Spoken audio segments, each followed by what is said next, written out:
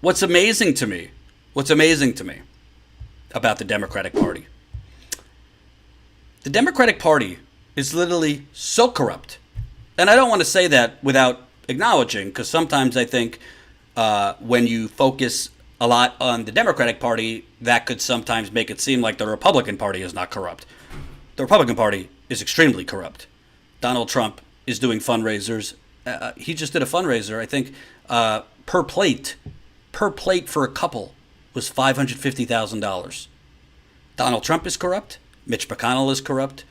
They're all corrupt. So we're not condoning the Republican Party. I want to defeat the Republican Party. I want to defeat Trump. The problem is you cannot defeat Trump with Chamber of Commerce, moderate republicanism. And that's what the Democratic Party is trying to do here. So the Democratic Party, their brilliant idea is, oh, well, we got to stop Bernie Sanders. Joe Biden is like an old record stuck on 1995, so he ain't going to do it. We couldn't get Kamala to the finish line. We couldn't get Beto to the finish line. We tried to get Warren to the finish line, but not working out for us. We can't get Amy. You know, we've been giving Amy plenty of media coverage, plenty of media attention, and that hasn't worked, even though the media has redefined winning to be the third place winner in New Hampshire is the big winner. Let's give her 2,000 interviews in a week. It's just not working. So what are these DNC members? What are these folks thinking? Well, Bloomberg has got a lot of money, and they're still under the mindset that money equals victory. And yeah, it's got a terrible record, terrible policy, terrible sexual harassment claims against him and his organization, which I'm going to get into. Racist policy, racist statements. It's terrible all around. But Trump, it's still this mentality of you don't have to inspire anyone. You don't have to galvanize the base. You don't have to excite young people. You don't have to excite black people. You don't have to excite Latinos. You don't have to excite anyone. You just need to make Trump the Antichrist, and the troops will come out.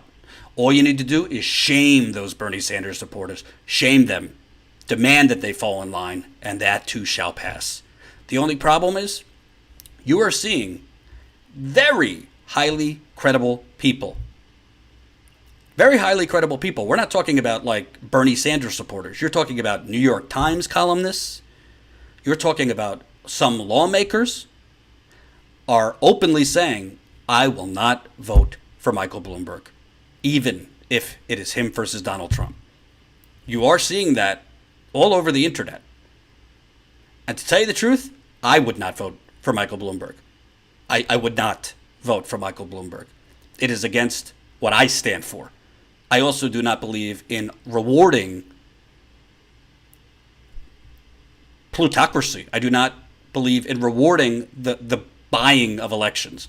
As bad as Trump is, you can't condone, you can't say Trump is a unique threat and answer that with, let's put a plutocrat that bought his way into the White House. That's not an option.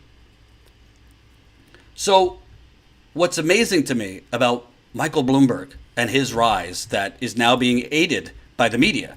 The media, credit to the Washington Post, who just did a good story on him, exposing the decades of sexual harassment that has gone on at his organization and with him involved too. But most of the media attention has not been critical on Michael Bloomberg.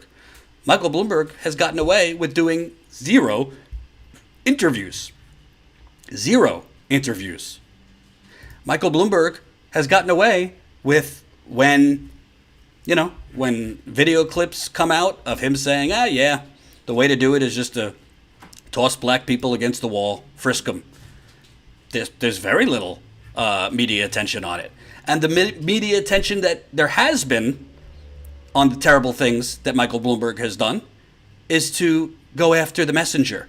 Here's an example of that. Let's take a look at what Benjamin Dixon exposed, I believe, last week. 95% of your murderers and murder victims fit one MO. You can just take the description, Xerox it, and pass it out to all the cops. They are male, minorities, 15 to 25. That's true in New York, it's true in virtually every city. And that's where the real crime is. You've got to get the guns out of the hands of the people that get killed. you want to spend the money, put a lot of cops in the street, put those cops where the crime is, which means in minority neighborhoods. So it's one of the unintended consequences is people say, oh my God, you are arresting kids for marijuana that are all minorities. Yes, that's true. Why? Because we put all the cops in the minority neighborhoods. Yes, that's true. Why we do it? Because that's where all the crime is. And the way you get the guns out of the kids' hands is to throw them up against the wall and frisk them. And then they say, oh, I don't want that, I don't want to get caught, so they don't bring the gun. They still have a gun, but they leave it at home. Yeah, just throw them against the wall and frisk them.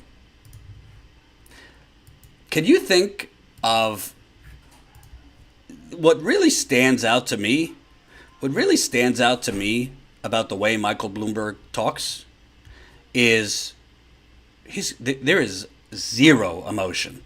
It's just, he states just as business as usual, matter-of-factly, this is where the crime is. What do you got to do?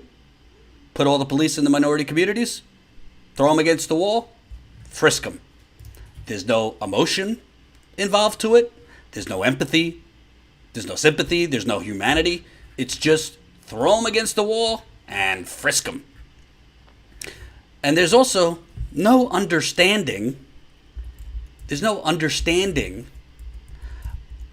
of the fact why is there crime in these areas? Why is that, Michael Bloomberg? Let's take a look at how CNN responded. Let's take a look how CNN responded to Michael Bloomberg basically saying the way to stop crime is to racially profile black people and Latinos, to throw them against the wall, frisk them, throw away their constitutional protections. They're not entitled to it. How did CNN respond to that? Put all the cops in the minority neighborhoods. Yes, that's true. Why we do it? Because that's where all the crime is. And the way you get the guns out of the kids' hands is to throw them against the wall and frisk them. So here's the thing. Important context here. We don't have the full tape. So this is obviously snippets that have been released. The podcaster and the writer that released this sound is clearly a Bernie supporter. If you look at his Twitter feed, he's very anti-Bloomberg. He is promoting a hashtag, Bloomberg is a racist. We don't know how he got the sound to begin with. So lots of questions are being asked, especially on the timing of this. As you noted in your introduction, a poll yesterday shows Bloomberg rising in the polls and particularly strong support in the African-American community. He polled at 22%, just behind Joe Biden at 27%. So the timing here and the mission here all calling into question. But we also know, right, Christina, that Bloomberg is going to face continued questions about about the stop and frisk policy, about. So CNN, they want to look into the context. They want to look into the context of Michael Bloomberg basically saying, to hell with the Constitution. Michael Bloomberg basically saying, to hell with the Constitution that outlaws illegal search and seizure, to hell with the constitutional rights for African Americans, Latinos, to hell with it all. This is where crime is. It doesn't matter if you are traumatizing these people. It doesn't matter if you are scaring the hell out of these communities. It doesn't matter if you are probably creating even more crime by doing this. Doesn't matter. I'm a rich businessman, and we're going to do this because this is what the balance sheet looks like. CNN, their response to that is, well, I mean, look who posted this clip. Well, you know, we don't know how he found the clip. By the way, she's a moron because that clip was on YouTube in full. That's how we found it. It was on YouTube.